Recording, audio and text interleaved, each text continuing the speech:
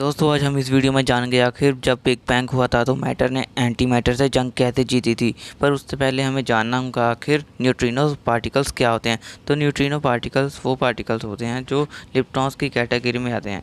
लिप्टॉन्स वो पार्टिकल्स होते हैं जो किसी चीज़ से नहीं बने होते और इसके पास हाफ स्पिन नंबर और ज़ीरो इलेक्ट्रिक चार्ज होता है। 3 तरह के होते हैं, electron neutrino, muon neutrino, tau neutrino. चलिए जानते हैं पहले इलेक्ट्रॉन न्यूट्रिनो कैसे बनता है। तो जब भी इलेक्ट्रॉन प्रोटॉन आपस में इंटरेक्ट करते हैं तो वो एक न्यूट्रॉन फॉर्म करते हैं और जब भी न्यूट्रॉन फॉर्म होता है तो एक एंटी इलेक्ट्रॉन और एक इलेक्ट्रॉन न्यूट्रिनो निकलता है।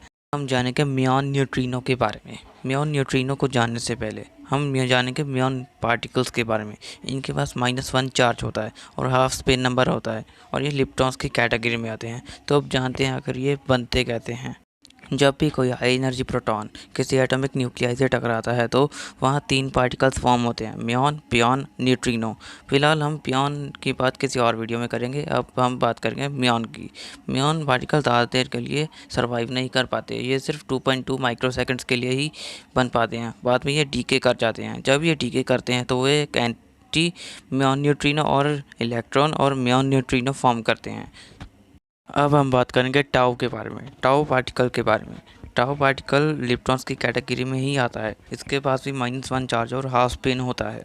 जब टाउ डीके करता है तो वो एक टाउ न्यूट्रिनो -W बोसॉन बनाता है। बाद में -W बोसॉन डीके करके electron, muon, down quark, anti neutrino, anti muon neutrino और एक एंटी अप क्वार्क बनाता है। हम तीनों तरह के न्यूट्रिनोस के बारे में सीख चुके हैं।